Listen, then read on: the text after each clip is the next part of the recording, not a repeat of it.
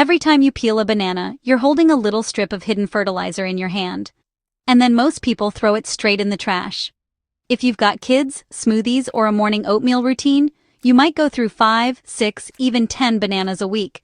Over a season, that is a mountain of banana peels that either ends up in the landfill or sits in the compost pile for months, getting slimy, attracting fruit flies, and taking forever to break down. What if, instead of a smelly mess, you could turn those same banana peels into rich, dark black gold your plants absolutely love? In just 3 days? That's exactly what I'm going to show you in this video.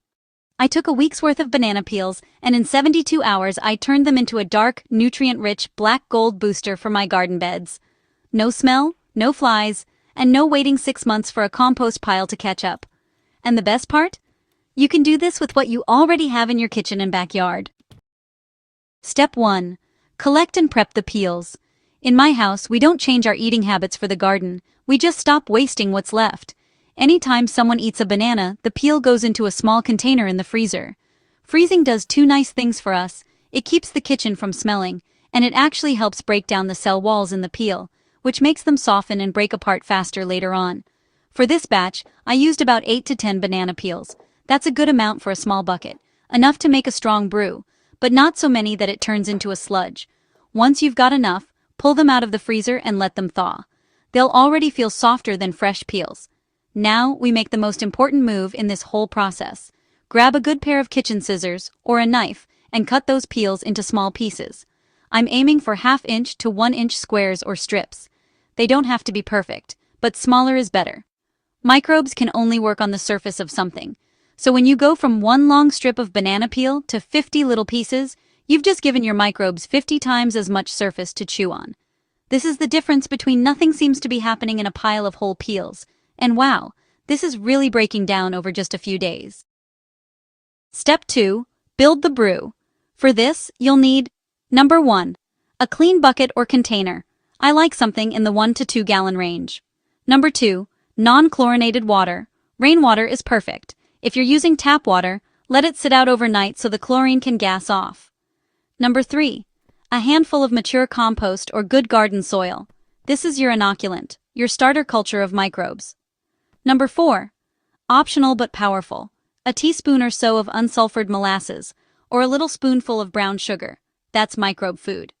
Drop your chopped banana peels into the bucket. Add enough water to cover them by a couple of inches. We're not trying to fill the bucket to the top.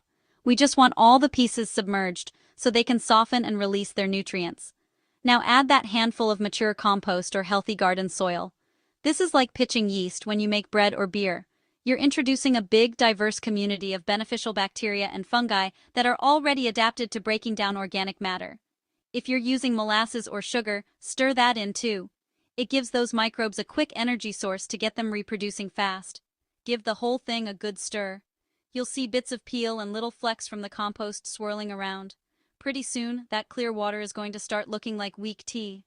Here's an important detail. Don't snap a tight lid on this. You don't want a sealed, pressurized ferment. You want a loose lid or even just a cloth or old t-shirt with a rubber band. That keeps flies and debris out, but still lets the mix breathe. Now let's walk through the 3-day timeline so you know what to look for. Day 1. After a few hours, the water will start to cloud up. The peels will look a little puffier and softer. If you lean in and take a sniff, it should still smell mostly like banana at this stage, maybe with a little earthy note from the compost. Give it a stir 2 or 3 times during the day. Every time you stir, you're adding oxygen, redistributing microbes, and preventing any one layer from going slimy and anaerobic at the bottom. Day 2. The color deepens. Instead of pale yellow, it starts turning a darker brown, like a weak coffee. The banana smell starts to fade, and you might get a slight yeasty cider-like scent. That's a good sign. It means the biology is active and working. Again, give it a few good stirs throughout the day. You might see a few little bubbles around the edges or on the surface. That's just gases from the microbes doing their thing. By the end of day 2, if you fish out a piece of peel, it should tear very easily between your fingers. It's well on its way. Day 3. Now we're getting into black gold territory. The liquid should be a rich brown, sometimes almost black, depending on how many peels you used and how much water you added. The smell should be earthy and slightly sweet, more like good compost or damp forest soil, not like rotten fruit. If it smells sour, putrid, or like something died in there, that's a sign it went anaerobic. I'll tell you how to fix that in a moment, but if you've stirred and not overpacked it, most of you will end up with a pleasant earthy brew. When you stir on day 3, you'll notice the peels are really breaking down. Some will still be visible, but they're soft, flabby, and starting to lose their structure. That's exactly what we want. Nutrients and organic compounds moving out of the peel and into the water, and microbes multiplying like crazy. At this point, you have banana peel black gold, a concentrated microbe-rich, mineral-rich liquid you can use to supercharge soil and compost. Now let's turn it into something your plants can safely use. First, strain the liquid. You can use an old kitchen strainer, a piece of window screen, or even an old t-shirt over a second bucket. Pour the contents through and catch all the solids. What drips through is your banana peel black gold concentrate. It should look like dark tea or weak coffee. Don't dump that straight on your plants. It's stronger than it looks. I like to dilute it somewhere around 1 part banana peel brew to 4 parts water, especially the first time I use it on a bed. If you're dealing with very sandy, poor soil, you can go a bit stronger.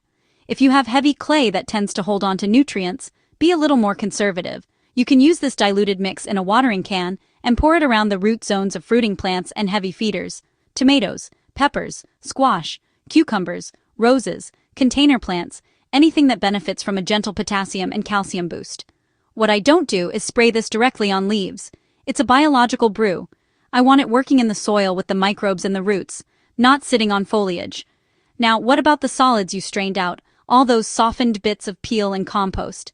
That is beautiful starter material for your regular compost pile or trench composting. You can mix it into your active compost bin with some dry browns like shredded leaves or cardboard, or dig a shallow trench in an open bed. Bury the solids a few inches down, and let the worms and soil life take over. Because you've already kick-started the breakdown over those 3 days, these solids will disappear into the soil food web much faster than fresh peels ever would. Finally, when should you use this, and how often? I like to think of banana peel black gold as a gentle booster, not a main fertilizer. Once every 2 to 4 weeks during the active growing season is plenty for most beds.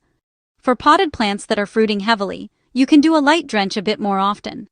Early in the season, as you're building soil and getting plants established, it's a great way to add life and minerals without burning anything. Later in the season, when tomatoes, peppers, and squash are really producing, that extra potassium helps with flower and fruit quality. In cooler months, you can keep doing this and aim most of it at your compost and perennial beds, building them up for spring. And just like with all these kitchen-to-garden methods, you don't have to be perfect. If you miss a stir, if your pieces aren't all the same size, if you only have 4 peels instead of 10, it still works. The magic is in the habit of capturing that waste and feeding it back into the garden. If you enjoyed turning banana peels into black gold in 3 days, I've got other simple transformations you'll like too. Coffee grounds, dead leaves, even tea bags and rice water. So be sure to give us a like and subscribe to the channel. They all follow the same idea. Stop throwing away fertility and start feeding your soil instead. Stick around, try this with your next week's worth of banana peels, and then come back and tell me in the comments how your plants respond.